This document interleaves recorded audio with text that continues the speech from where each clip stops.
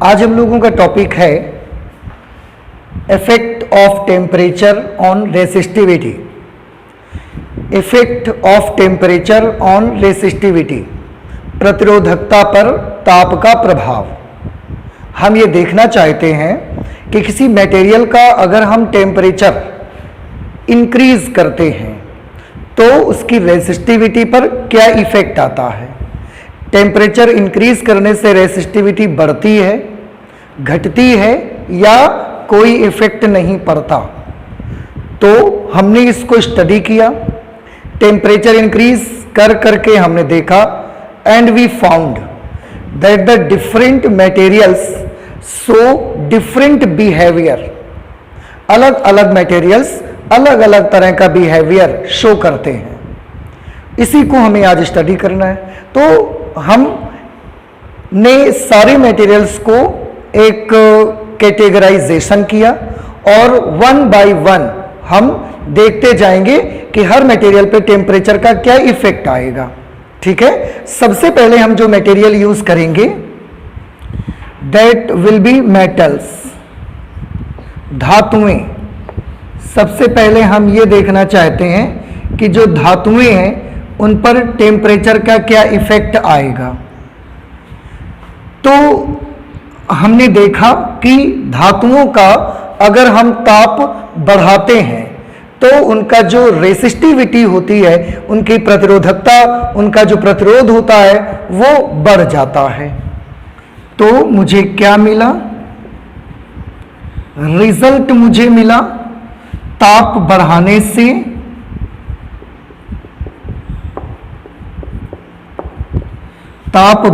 से प्रतिरोधकता बढ़ती है। ताप बढ़ाने से प्रतिरोधकता बढ़ जाती है। ये हमको मिला मेटल्स में। ऐसा क्यों होता है, what is the reason behind it. तो हमने उसका रीजन देखने की कोशिश की और बड़ा सिंपल सा रीजन हमें मिला कि जब हम मेटल्स का टेम्परेचर इंक्रीज करते हैं, बढ़ाते हैं, तो उससे मेटल्स के अंदर जो भी फ्री इलेक्ट्रॉन्स हैं उन फ्री इलेक्ट्रॉन्स की थर्मल वेलोसिटी बढ़ जाती है। थर्मल वेलोसिटी के बढ़ जाने से हम लोग पहले स्टडी कर चुके हैं कि रिलैक्सेशन पीरियड कम हो जाता है, यानी कि टक्कर अब बहुत जल्दी जल्दी होना शुरू हो जाती है। टक्कर जब जल्दी होना शुरू हो जाती है तो प्रति सेकंड टक्करों की संख्या बढ़ जाएगी, क्योंकि टक्कर जल्दी जल्दी होने लगा। तो एक एक सेकंड में जो कि पहले अगर 10 कोलिजन्स हो रहे थे तो अब पर सेकंड 20 कोलिजन्स होना स्टार्ट हो जाते हैं। टक्करों की संख्या बढ़ने से प्रतिरोध बढ़ जाता है। हम पहले डिस्कस कर चुके हैं that the basic reason of resistance is collision. टक्करों की संख्या बढ़ जाती है जिससे रेसिस्टेंस भी इंक्रीज हो जाता है। So this is the basic reason and we can write here the basic reason. सबसे पहले क्या होता है, ताप बढ़ाने से मुक्त इलेक्ट्रॉनों की ऊष्मीय ऊर्जा बढ़ जाती है।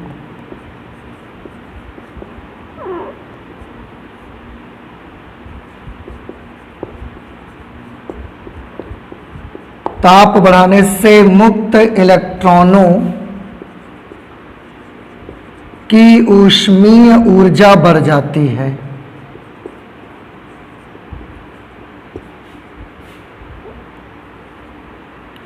ऊष्मीय ऊर्जा बढ़ जाती है। ऊष्मीय ऊर्जा बढ़ जाने से ऊष्मीय वेग बढ़ जाता है।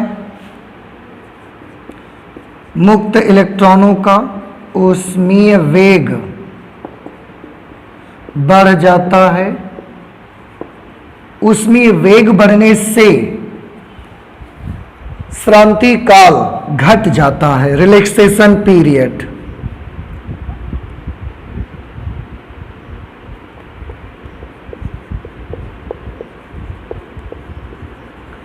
श्रांति काल घट जाता है। श्रांति काल घट जाने से टक्कर जल्दी जल्दी होने लगती है, प्रति सेकंड टक्करों की संख्या बढ़ जाती है,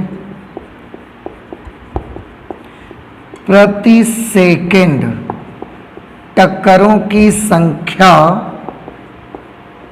बढ़ जाती है।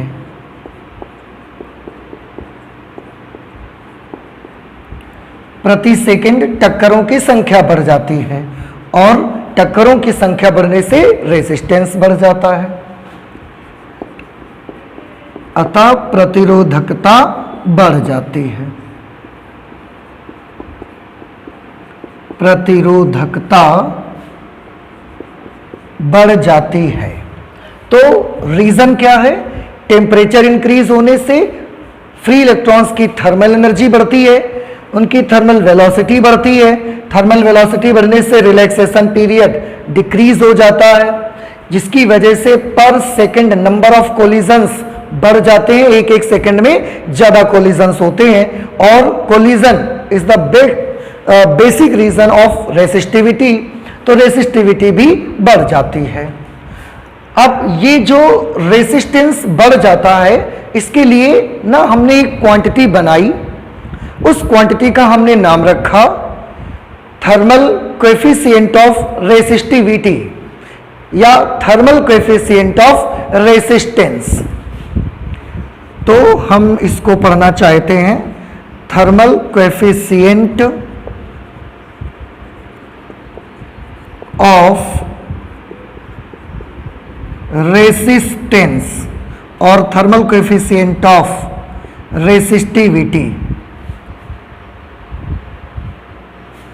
थर्मल कोएफिशिएंट ऑफ रेसिस्टेंस, इसको हम अल्फा से रिप्रेजेंट करते हैं। अब इसे हम प्रतिरोध ताप गुणांक भी कहते हैं, प्रतिरोध ताप गुणांक। अब सबसे पहले बात आती है कि आखिरकार ये प्रतिरोध ताप गुणांक होता क्या है। तो मैं आपको बताऊं, हमने इसके लिए डिसाइड किया कि थर्मल कोएफिशिएंट ऑफ रेसिस्टिविटी किसको कहते हैं। उसके लिए हमने एक कंडक्टिंग वायर ली जिसका रेसिस्टेंस, ओरिजिनल रेसिस्टेंस 1 ओम है। उसका टेम्परेचर हमने 1 डिग्री सेल्सियस इंक्रीज कर दिया और देखा कि उसके रेसिस्टेंस में कितनी वृद्धि हो जाती है। जितनी भी उसके रेसिस्टेंस में वृद्धि हो जाती है, उसी को हम उसका प्रतिरोध ताप गुणांक कहते हैं, थर्मल कोएफिशिएंट ऑफ रेसिस्टेंस बोलते हैं। तो थर्मल कोएफिशिएंट ऑफ रेसिस्टेंस क्या होता है? किसी 1 ओम प्रतिरोध वाले चालक तार के ताप में 1 डिग्री सेल्सियस की वृद्धि करने पर उसके प्रतिरोध में जितनी भी वृद्धि होती है, उसे हम उस चालक तार का प्रतिरोध ताप गुणांक कहते हैं। ठीक है, तो हम इसको नोट कर सकते हैं।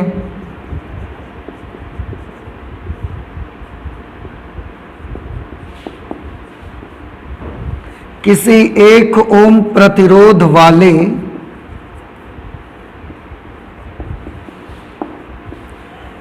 किसी 1 ओम प्रतिरोध वाले चालक तार के ताप में 1 डिग्री सेल्सियस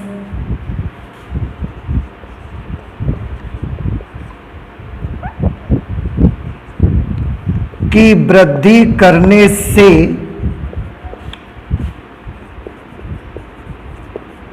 उसके प्रतिरोध में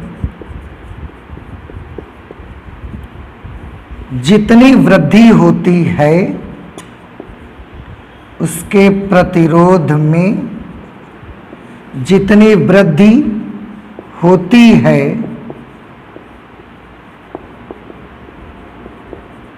उसे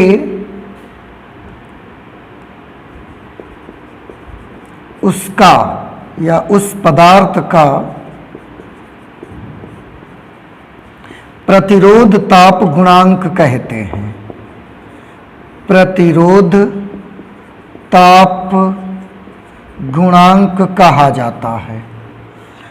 प्रतिरोध ताप गुणांक को हम अल्फा से प्रदर्शित करते हैं। प्रतिरोध ताप गुणांक कहा जाता है। अच्छा, अब प्रतिरोध ताप गुणांक के लिए हमने एक फॉर्मूला बनाया। क्या फॉर्मूला बनेगा? On the basis of definition सबसे पहले ये मान लेते हैं, माना चालक का प्रारंभिक प्रतिरोध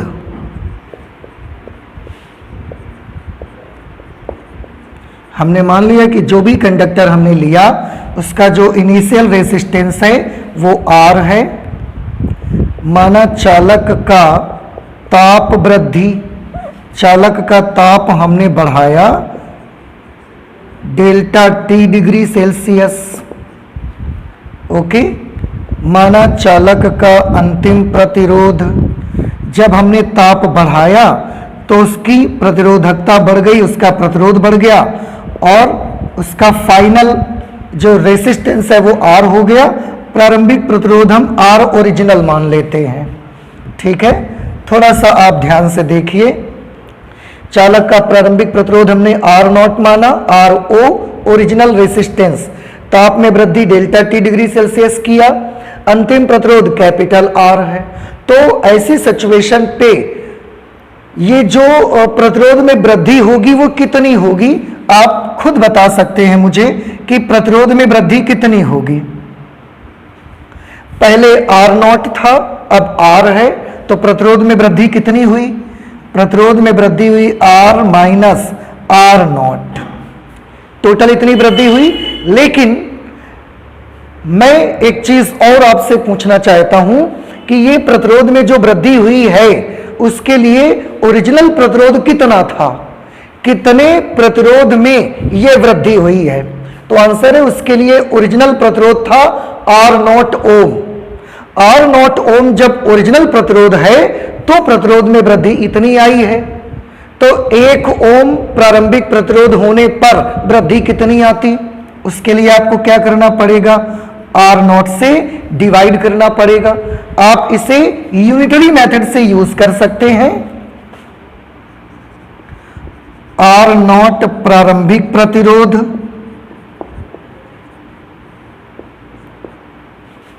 तथा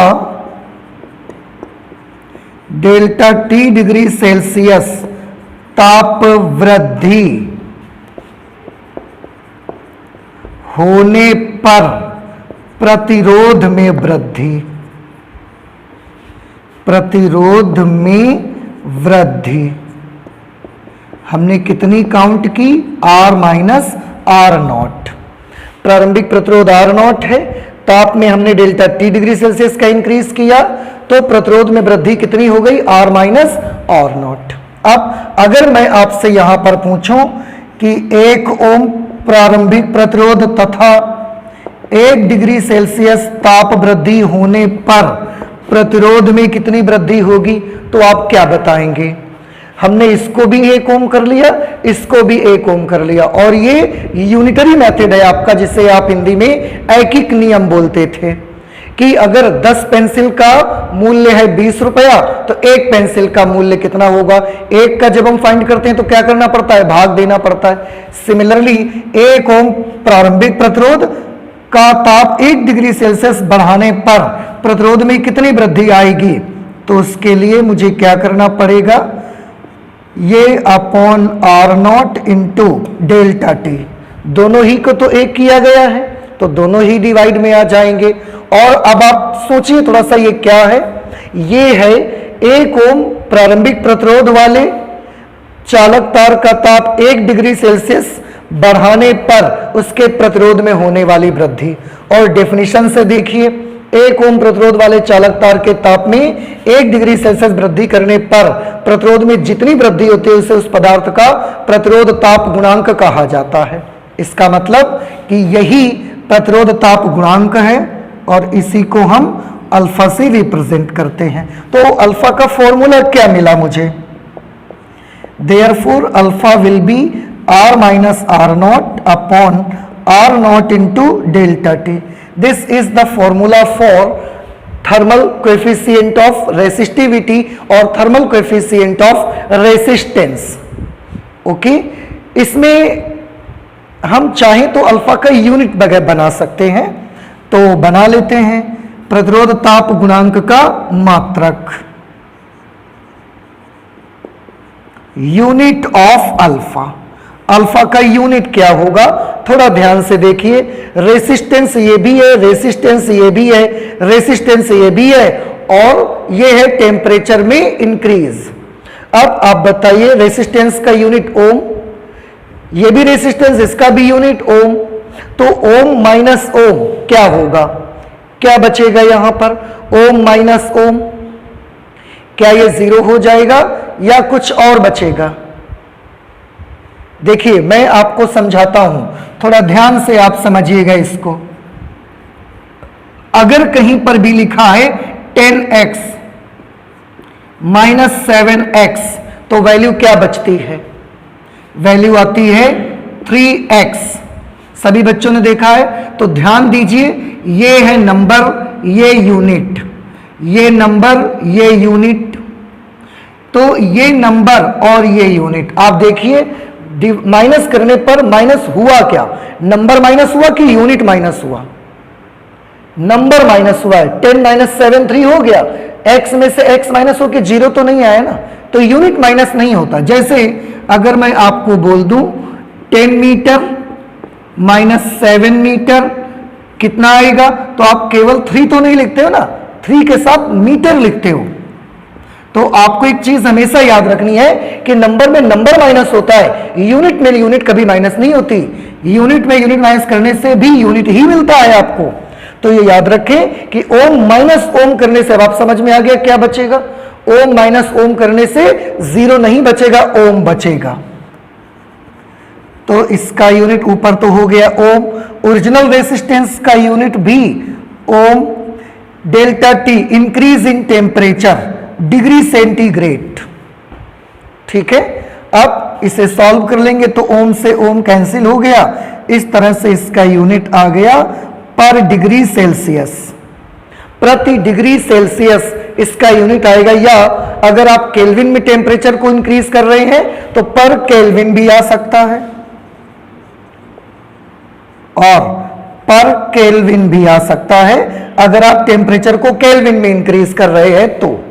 ओके, अच्छा, इसके बाद डायमेंशंस इसकी क्या होंगी, बड़ा आसान है डायमेंशंस को फाइंड आउट करना।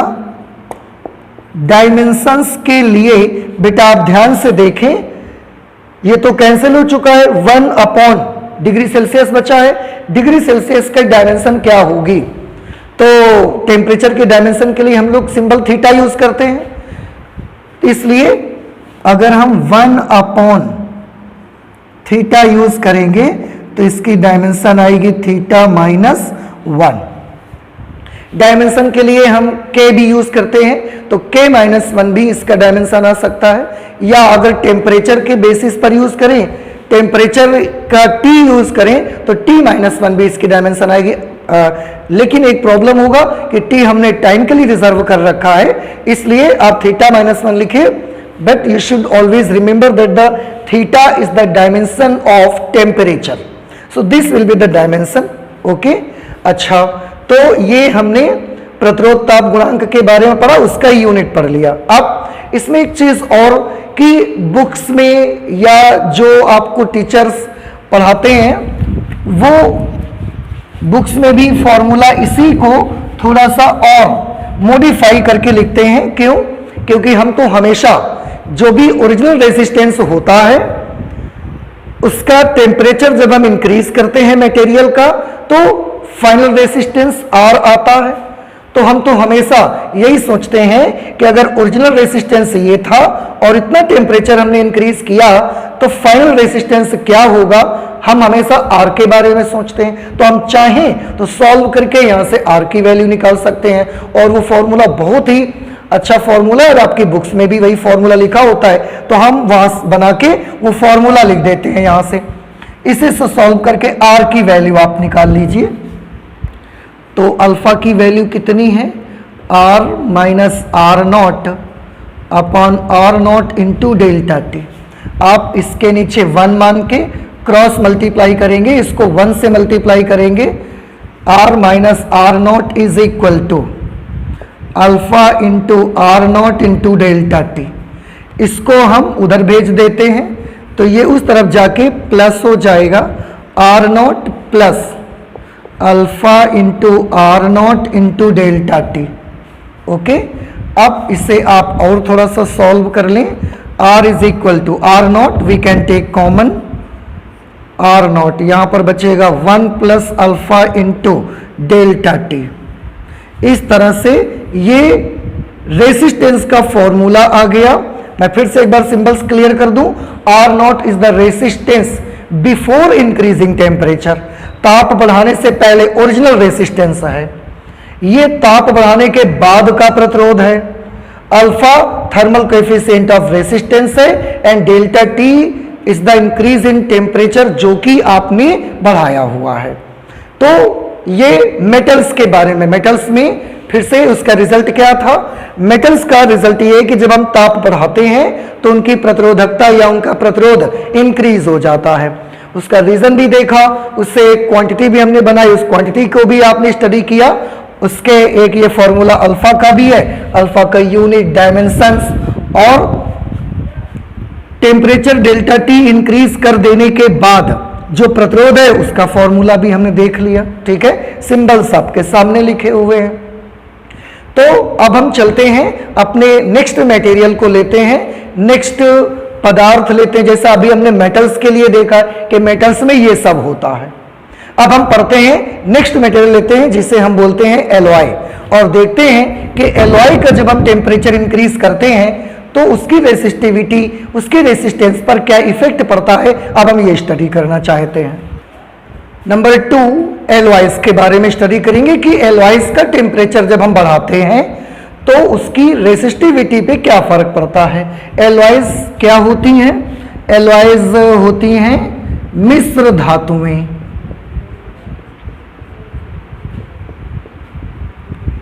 मिश्र धातुएं। Alloys means combination of two metals.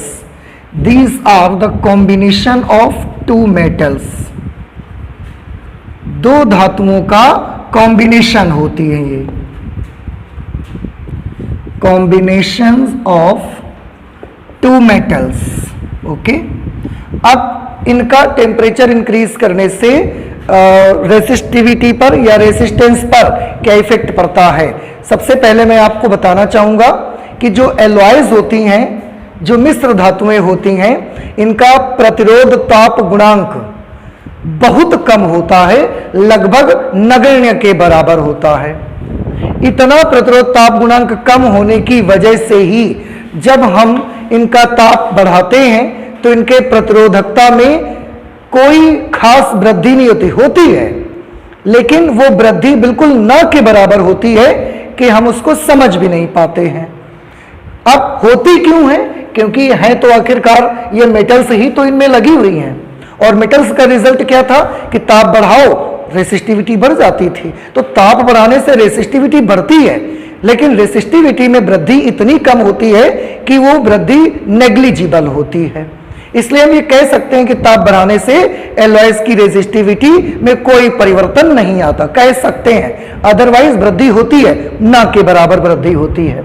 तो हम इसको नोट कर देते हैं।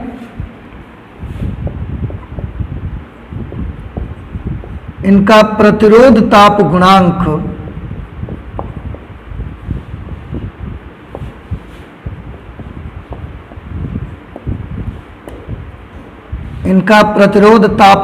प्रतिरोध ताप गुणांक मीन्स अल्फा। इनका प्रतिरोध ताप गुणांक बहुत कम मतलब कितना? नगण्य। इनका प्रतिरोध ताप गुणांक बहुत कम मीन्स नगण्य होता है, जिसके कारण नगण्य होता है, जिसके कारण इनके ताप में वृद्धि करने से, जिसके कारण इनके ताप में वृद्धि करने से, इनके ताप में वृद्धि करने से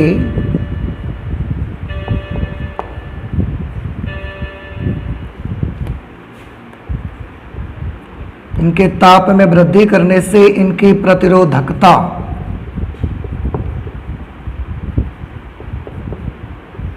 इनके ताप में वृद्धि करने से इनकी प्रतिरोधकता में वृद्धि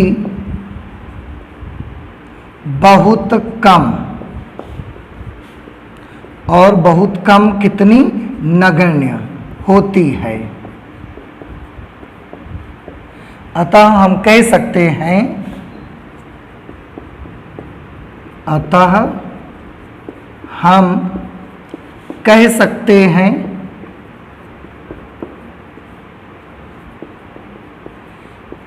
कि ताप बढ़ाने से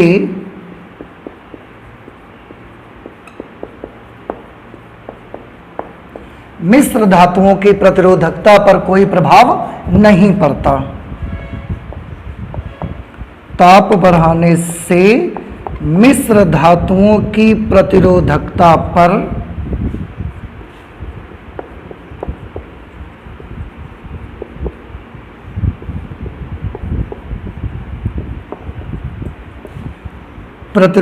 पर कोई प्रभाव नहीं पड़ता।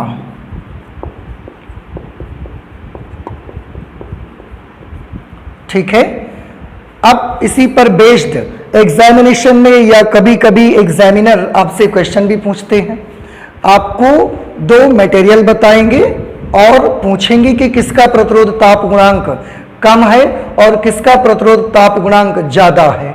जैसे एक मटेरियल उन्होंने दे दिया कॉपर और एक मटेरियल उन्होंने आपको दे दिया नाइक्रोम। अब आपसे वो पूछेंगे कि बताइए इनमें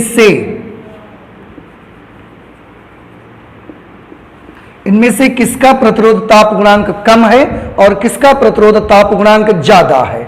तो आपको बिल्कुल परेशान नहीं होना, बड़ी आसानी से आपको देखना है दैट कॉपर क्या है, कॉपर तो एक मेटल है। नाइक्रोम क्या है, नाइक्रोम मेटल नहीं है। Nichrome is the combination of two metals and it is known as alloys. और ये एलॉय किन किन दो मेटल्स को मिलाकर बना, ये बना निकल और क्रोमियम को मिला करके ये एलॉय बना।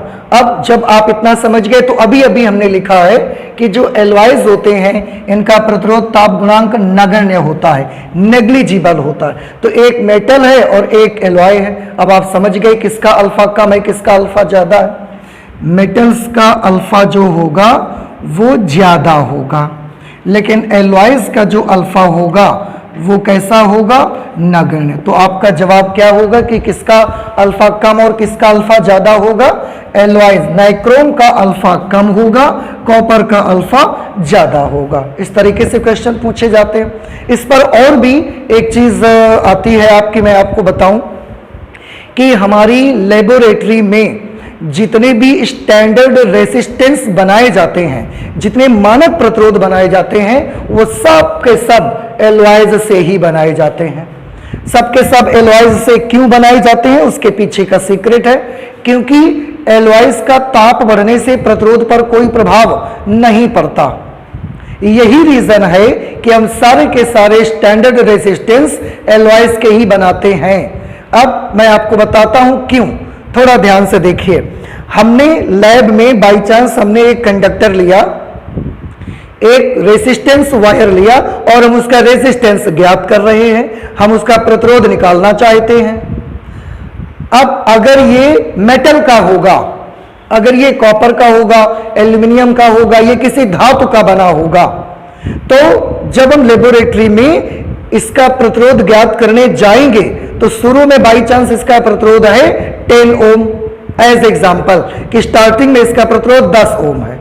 अब हम इसके साथ एक्सपेरिमेंट कर रहे हैं, तो जब एक्सपेरिमेंट करते हैं तो इसमें करंट फ्लो होगी। करंट फ्लो होने से जब चार्ज चलते हैं, so due to the flow of charge the temperature of conductor will increase, ताप बढ़ जाएगा। ताप बढ़ने से अगर मेटल होगी तो ताप बढ़ने से इसका प्रतिरोध क्या हो जाएगा, बढ़ जाएगा, और बढ़ करके वो हो गया 12 ओम, 13 ओम हो गया। अब तो जब प्रतिरोध नपेगा तो वो 10 नपेगा ओरिजिनल या 12-13 ओम नपेगा, तो वो तो 12-13 ओम नपेगा, तो प्रॉब्लम हो जाएगी। तो हमारा जो मेजरमेंट होगा वो रॉन्ग हो जाएगा, उसमें गलती आ जाएगी, उसमें एरर आ जाएगी। इसलिए हम मेटल्स का नहीं लगाते और एलॉयज का लगाते हैं। क्यों? क्योंकि जब करंट फ्लो होगी, चार्जेस फ्लो होंगे एक्सपेरिमेंट के दौरान, इसका टेम्परेचर भी बढ़ेगा, लेकिन एलॉयज में टेम्परेचर बढ़ने से रेजिस्टेंस में परिवर्तन नहीं होता। तो अगर शुरू में एलॉय का रेजिस्टेंस 10 ओम है तो लास्ट में भी एलॉय का रेजिस्टेंस 10 ओम ही बना रहेगा, उसके रेजिस्टेंस में कोई इफेक्ट नहीं आएगा। इसलिए लेबोरेटरी में हम जितने स्टैंडर्ड रेजिस्टेंस यूज करते हैं वो सब एलॉयज के बने होते हैं। तो हम इसको भी नोट कर लेते हैं। प्रयोगशाला में, लेबोरेटरी में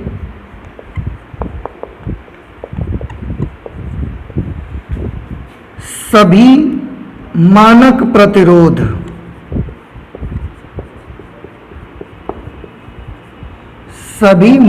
प्रतिरोध जिसे आप स्टैंडर्ड रेजिस्टेंस कहते हैं,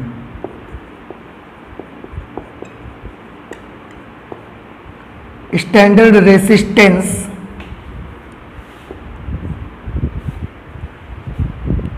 मिश्र धातुओं के ही बने होते हैं, मिश्र धातुओं के ही बने होते हैं। ओके, मैं फिर से एक बार आपको बता देता हूं कि अगर हम स्टैंडर्ड रेजिस्टेंस मेटल का बनाएंगे तो जब करंट फ्लो होती है तो कंडक्टर का टेम्परेचर बढ़ता है। अब टेम्परेचर बढ़ेगा और अगर ये मेटल है तो इसका प्रतिरोध बढ़ जाएगा, तो ओरिजिनल रेजिस्टेंस से इसका प्रतिरोध कुछ ज्यादा हो जाएगा। अगर ओरिजिनल 10 है तो अब ये 12-13 ओम आएगा, हमें वास्तविकता का पता फिर भी नहीं लगेगा। हम इसीलिए एलॉय बनाते हैं, एलॉय का स्टैंडर्ड रेजिस्टेंस बनाते हैं। क्यों? क्योंकि अब जब इसमें करंट फ्लो होगी भी टेम्परेचर भी बढ़ेगा, टेम्परेचर ना बढ़े ऐसा नहीं होगा, टेम्परेचर भी बढ़ेगा, लेकिन एलॉयज में टेम्परेचर बढ़ने से प्रतिरोधकता में कोई प्रभाव नहीं पड़ता, तो उसका वही प्रतिरोध नपेगा जो ओरिजिनल है, बढ़ेगा नहीं। तो ये प्रयोगशाला में सारे के सारे स्टैंडर्ड रेजिस्टेंस जो होते हैं वो मिश्र धातुओं के ही बनाए जाते हैं। अब इस पर बहुत सारे क्वेश्चंस आपसे पूछे जा सकते हैं, आपसे पूछे जा सकते हैं कि किस गुण की वजह से मिश्र धातुओं से ही मानक प्रतिरोध बनाए जाते हैं, तो आपका आंसर क्या होगा? क्योंकि मिश्र धातुओं का प्रतिरोध ताप गुणांक बहुत कम होता है, इस गुण के कारण सभी स्टैंडर्ड रेजिस्टेंस मिश्र धातुओं के बनाए जाते हैं। फिर दूसरा क्वेश्चन आपसे पूछा जा सकता है, इसी को पलट पलट के पूछ सकते हैं कि प्रयोगशाला में स्टैंडर्ड रेजिस्टेंस किस धातु के, किस पदार्थ के बनते हैं, तो आप क्या बताएंगे कि लेबोरेटरी में जो स्टैंडर्ड रेजिस्टेंस होते हैं वो एलॉयज के बनते हैं।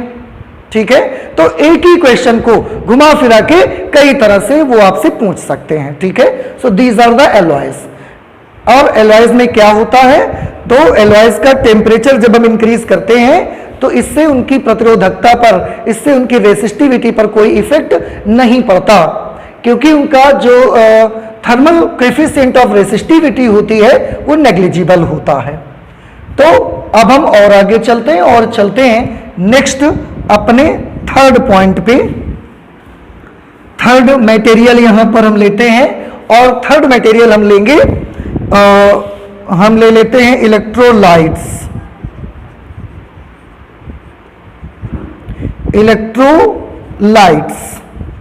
इलेक्ट्रोलाइट्स आर द लिक्विड जिसे आप विद्युत अपघट्य कहते हैं। इलेक्ट्रोलाइट्स को हिंदी में हम बोलते हैं विद्युत अपघट्य। आपने देखा होगा सेल या बैटरी के भीतर जो एक लिक्विड पड़ा होता है, जो एक घोल पड़ा होता है, उसे हम बोलते हैं इलेक्ट्रोलाइट्स, विद्युत अपघट्य बोलते हैं। अब देखना यह है कि ताप बढ़ाने से इनके प्रतिरोधकता पर क्या प्रभाव पड़ता है, तो मैं आपको बता दूं, ताप बढ़ाने ताप बढ़ाने से इनकी प्रतिरोधकता घट जाती है, इनका प्रतिरोध घट जाता है। प्रतिरोधकता अथवा प्रतिरोध, देखिए आप बिल्कुल कंफ्यूज मत हो। आप सोचेंगे कि कभी प्रतिरोधकता कह देते हैं, कभी प्रतिरोध कह देते हैं, और आर्टिकल में भी प्रतिरोधकता डाली थी तो प्रतिरोध क्यों बोलते हैं बार बार।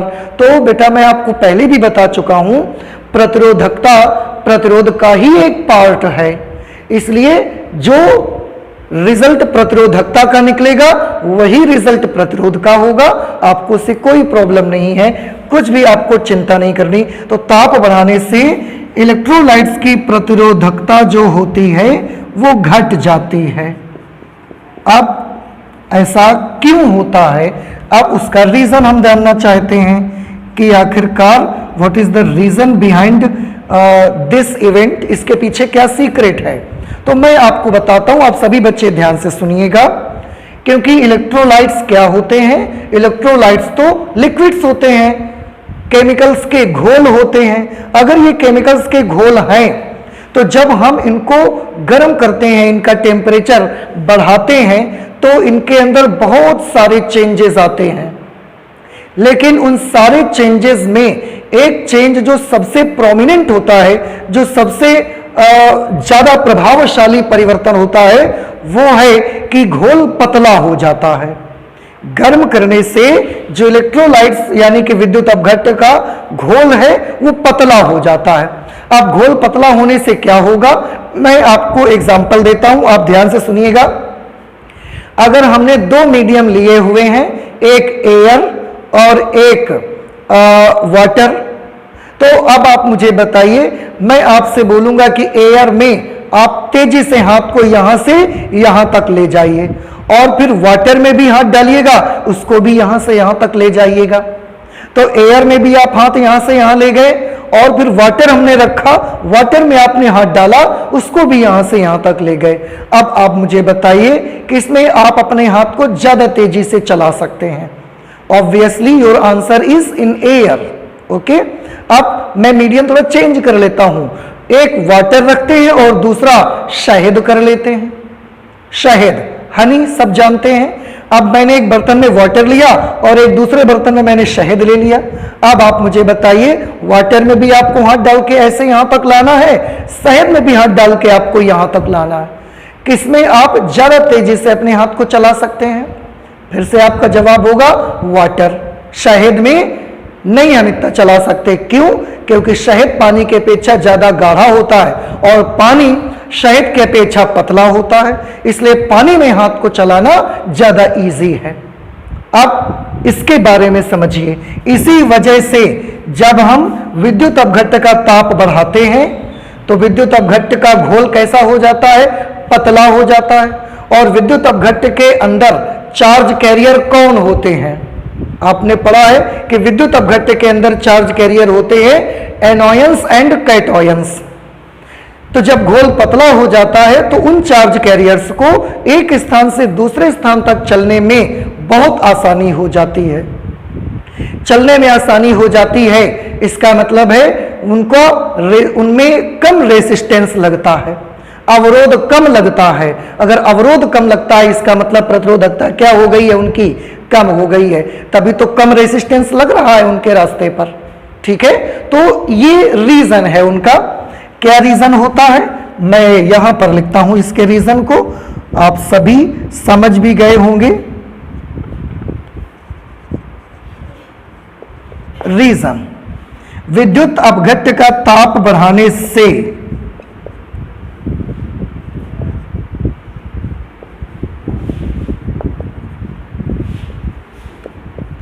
विद्युत अपघट्ट का ताप बढ़ाने से विद्युत अपघट्ट का ताप बढ़ाने से क्या होता है कि जो विद्युत अपघट्ट है उस घोल की जो विशिष्ट गुरुत्व है, उसका जो घनत्व है वो कम हो जाता है।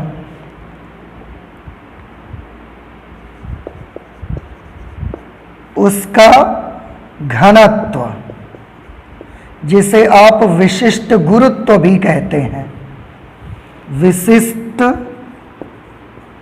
गुरुत्व, स्पेसिफिक ग्रेविटी, उसका घनत्व घट जाता है, विशिष्ट गुरुत्व घट जाता है, मतलब घोल पतला हो जाता है, घोल पतला हो जाता है, गाढ़ापन कम हो जाता है उसका, घोल पतला हो जाता है।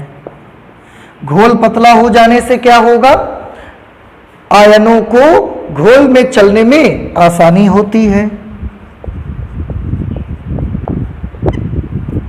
आयनों को घोल में चलने में आसानी होती है, आयनों को घोल में चलने में आसानी होती है, सुगमता होती है, आसानी होती है। अब अगर आयनों को घोल में चलने में आसानी होती है मतलब रेसिस्टेंस कम हो जाता है, आसानी होती है अर्थात प्रतिरोधकता कम हो जाती है, प्रतिरोधकता घट जाती है। तो ये उसका रीजन है। तो आपको हमेशा याद रखना है इलेक्ट्रोलाइट्स का टेम्परेचर बढ़ाने से उनकी रेसिस्टिविटी कम हो जाती है। एक बार फिर से कि मेटल्स का टेम्परेचर बढ़ाने से रेसिस्टिविटी पर क्या इफेक्ट आता है? बढ़ जाती है। एलॉयज का टेम्परेचर बढ़ाने से रेसिस्टिविटी में क्या इफेक्ट आता है? कोई इफेक्ट नहीं आता। इलेक्ट्रोलाइट्स का टेम्परेचर बढ़ाने से रेसिस्टिविटी क्या होती है? घट जाती है। हाँ, आप यहां पर एक क्वेश्चन कर सकते हैं कि जब हम इलेक्ट्रोलाइट्स का टेम्परेचर बढ़ाएंगे तो क्या इनमें थर्मल एनर्जी नहीं बढ़ेगी? क्या इसमें थर्मल वेलोसिटी नहीं बढ़ेगी जो कि मेटल्स में होती थी? अभी आपने मेटल्स में देखा ना कि टेम्परेचर बढ़ाने से थर्मल वेलोसिटी बढ़ जाती है। तो क्या टेम्परेचर बढ़ाने से इलेक्ट्रोलाइट्स में थर्मल वेलोसिटी नहीं बढ़ेगी? तो मैं आपको बता दूं, थोड़ा ध्यान से सुनिए, टेम्परेचर बढ़ाने से थर्मल वेलोसिटी मेटल्स में किसकी बढ़ती थी? थोड़ा सा याद करिए कि टेम्परेचर बढ़ाने से मेटल्स में थर्मल वेलोसिटी किसकी बढ़ती थी? आंसर है थर्मल वेलोसिटी इलेक्ट्रॉन्स की बढ़ती थी। क्यों? क्योंकि मेटल्स में चार्ज कैरियर इलेक्ट्रॉन होता था। इलेक्ट्रोलाइट्स में चार्ज कैरियर कौन है? आंसर है इलेक्ट्रोलाइट्स में तो चार्ज कैरियर आयंस हैं, एनोयन और कैटोयंस हैं। क्या इलेक्ट्रोलाइट में फ्री इलेक्ट्रॉन्स हैं? आंसर है इसमें तो फ्री इलेक्ट्रॉन्स नहीं है। अगर इसमें फ्री इलेक्ट्रॉन्स नहीं है तो मेटल्स में जो थ्योरी लगती थी वो इलेक्ट्रोलाइट्स में थ्योरी नहीं लगेगी। बात मेरी समझ में आई आपको?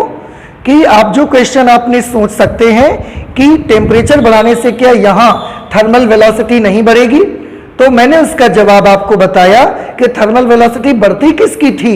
आंसर है फ्री इलेक्ट्रॉन्स की बढ़ती थी मेटल्स में, क्योंकि फ्री इलेक्ट्रॉन्स होते थे। इलेक्ट्रोलाइट्स में क्या होते हैं? Charge carriers. तो इलेक्ट्रोलाइट्स में तो चार्ज कैरियर्स आयन होते हैं। क्या इसमें इलेक्ट्रॉन्स होते हैं? आंसर है इसमें तो कोई इलेक्ट्रॉन नहीं होता। अगर इलेक्ट्रॉन नहीं होते तो इलेक्ट्रोलाइट्स में मेटल्स वाला जो रीजन था, मेटल वाला जो थ्योरी थी, वो यहां पर एप्लीकेबल नहीं हो सकती है। तो आपको याद रखना है कि इलेक्ट्रोलाइट्स में ताप बढ़ाने से प्रतिरोधकता घट जाती है और यहां पर मेटल्स वाली थ्योरी नहीं लगेगी, because there is not electron as the charge carriers. Okay, अब हम चलते हैं नेक्स्ट मटेरियल लेते हैं, 4th नंबर मटेरियल। अब हम बात करेंगे अर्धचालकों के बारे में कि ताप बढ़ाने से अर्धचालकों की प्रतिरोधकता पर क्या प्रभाव पड़ता है। तो सबसे पहले मैं आपको बता देता हूं कि ताप बढ़ाने से अर्धचालकों की जो प्रतिरोधकता होती है वो घट जाती है,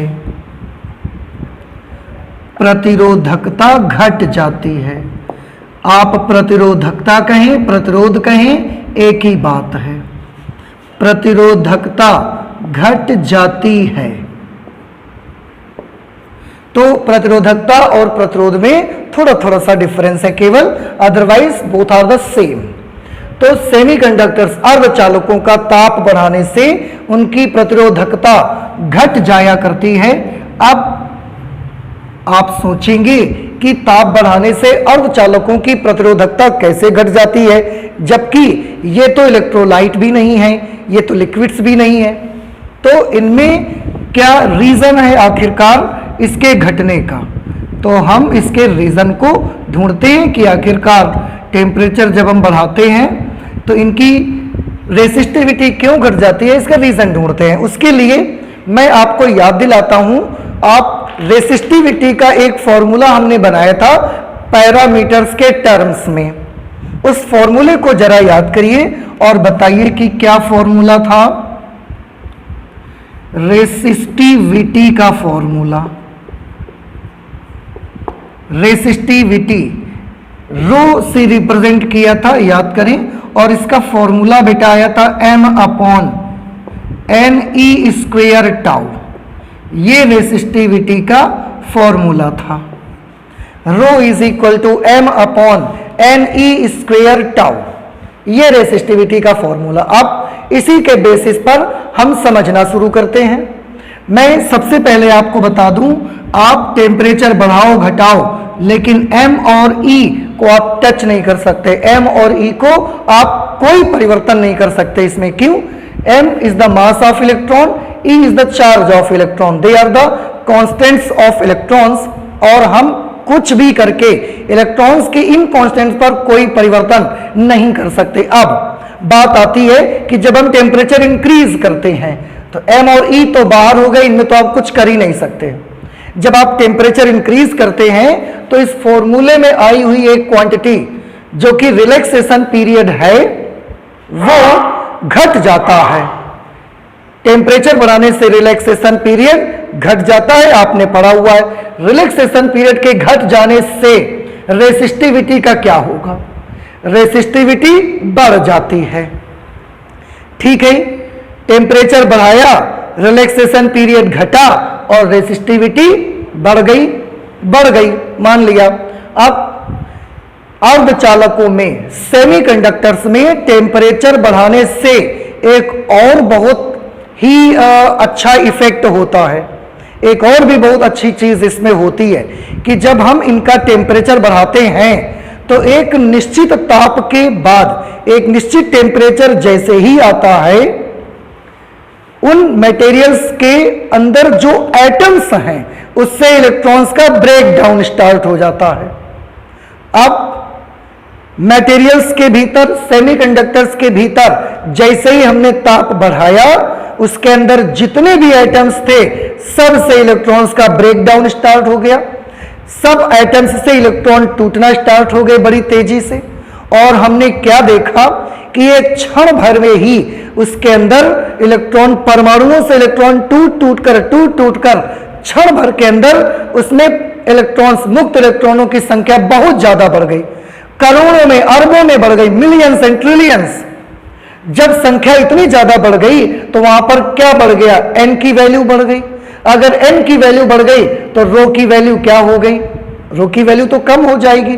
तो सेमीकंडक्टर्स में एक ये कैरेक्टर भी है, कि ये प्रॉपर्टी भी है कि जब आप टेम्परेचर बढ़ाना स्टार्ट करते हैं तो उसके अंदर के जो एटम्स होते हैं उनसे इलेक्ट्रॉन्स का ब्रेक डाउन स्टार्ट हो जाता है। इलेक्ट्रॉन्स का ब्रेक डाउन स्टार्ट हो जाता है तो बड़ी तेजी से क्षण भर में ही करोड़ों अरबों की संख्या में इलेक्ट्रॉन्स टूटकर इंटरमोलिकुलर स्पेस में आ जाते हैं, फ्री हो जाते हैं। अब इसकी वजह से n की वैल्यू बढ़ जाती है। अब n की वैल्यू बढ़ने से रो की वैल्यू क्या हो गई? कम हो गई। तो ध्यान से देखिए, हमने तो ताप बढ़ाया, टेम्परेचर बढ़ाने से टाउ की वजह से रो क्या हुआ था? बढ़ा था। लेकिन n की वजह से रो का क्या हुआ? घट गया। तो what will be the net effect on resistivity? Answer है जो नेट इफेक्ट रेसिस्टिविटी पर क्या पड़ेगा? तो आंसर है इन दोनों में से जिसका प्रभाव ज्यादा होगा वही रेसिस्टिविटी का होगा। टाउ की वजह से रेसिस्टिविटी बढ़ी थी, n की वजह से रेसिस्टिविटी घटी हुई थी। हमने देखा क्या? टाउ की वजह से रेसिस्टिविटी का बढ़ना तो थोड़ा बहुत ही हो पाता है, लेकिन n की वजह से रेसिस्टिविटी का घटना बहुत ज्यादा होता है। अगर टाउ की वजह से ये बढ़ा है 5% तो n की वजह से ये घटेगा 80%। अब आप सोचे टाउ की वजह से ये 10% अगर बढ़ा था और इसकी वजह से 80% घट जाएगा, तो इफेक्ट कौन सा बढ़ा? घटने का। अतः रेसिस्टिविटी घट जाती है। समझ आ गया सभी बच्चों को? ठीक है, हम इसका रीजन नोट कर लेते हैं। ताप बढ़ने से अर्धचालकों में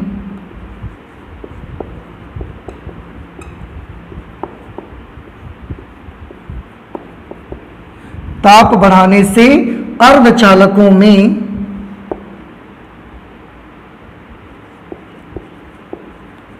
उपस्थित परमाणुओं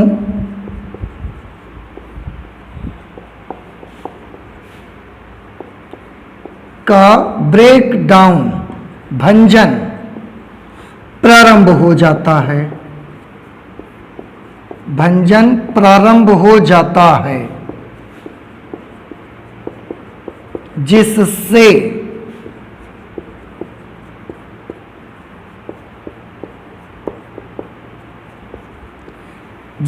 क्षण भर में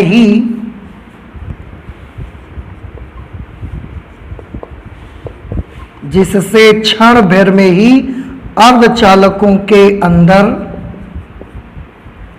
मुक्त इलेक्ट्रॉनों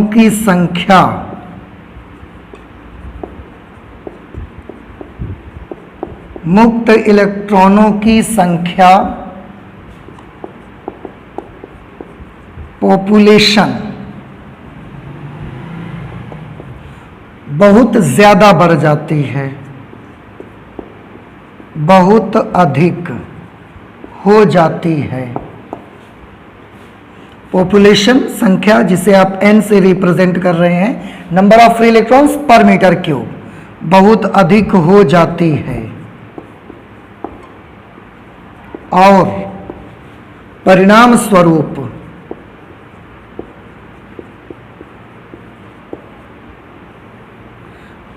स्वरूप प्रतिरोधकता घट जाती है। परिणाम स्वरूप प्रतिरोधकता घट जाती है। ओके, अच्छा, टाउ का इफेक्ट क्या था कि ताप बढ़ने से टाउ घटता है, लेकिन टाउ के घटने से प्रतिरोधकता पर जो प्रभाव पड़ता है वो नगण्य होता है।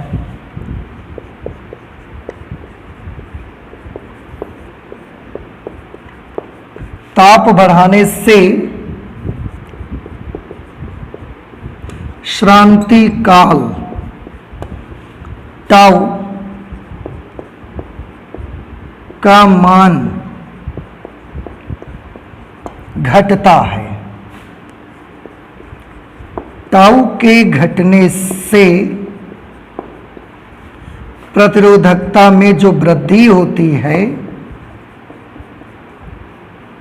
टाउ के घटने से प्रतिरोधकता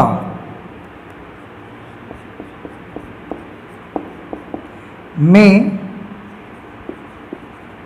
जो वृद्धि होती है,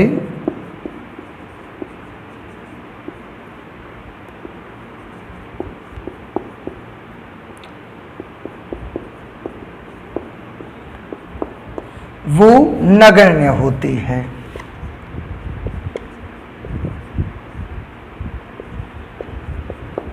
वो नगण्य होती है, इसलिए टाउ का कोई इफेक्ट नहीं पड़ता ज्यादा।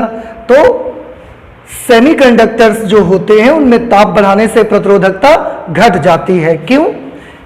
टाउ के ताप बढ़ाने से टाउ घटता है, जिससे रेसिस्टिविटी बढ़ती है, लेकिन रेसिस्टिविटी में जो वृद्धि होती है इसकी वजह से वो ना के बराबर होती है। किसकी तुलना में? कि मटेरियल के भीतर एटम्स का ब्रेकडाउन स्टार्ट हो जाता है और बहुत सारे 1 सेकंड क्षण भर के ही अंदर n का नंबर बढ़ जाता है और रो की वैल्यू कम हो जाती है। तो n की वजह से रो घटता है, टाउ की वजह से रो बढ़ता है। लेकिन n की वजह से जितना रो घटता है वो ज्यादा होता है टाउ की वजह से रो बढ़ने की अपेक्षा। इसलिए जो नेट इफेक्ट होता है वो होता है कि प्रतिरोधकता घट जाती है। तो हमने क्या क्या देखा बेटा? आज ताप का प्रभाव देख रहे हैं प्रतिरोधकता पर। धातुओं की प्रतिरोधकता ताप बढ़ाने से बढ़ जाती है। एलॉयज में क्या इफेक्ट आता है? ताप बढ़ाने से प्रतिरोधकता पर कोई प्रभाव नहीं पड़ता है। तीसरा हमने देखा इलेक्ट्रोलाइट्स का जब ताप बढ़ाते हैं तो प्रतिरोधकता घट जाती है। चौथा हमने देखा कि अर्धचालकों का ताप बढ़ाने से प्रतिरोधकता घट जाती है। इसके आगे भी अभी कुछ मटेरियल्स हैं जिनमें हम ताप का इफेक्ट देखना चाहते हैं उनकी प्रतिरोधकता पर, लेकिन अब उनको स्टडी करेंगे हम लोग नेक्स्ट क्लास पे। Thank you.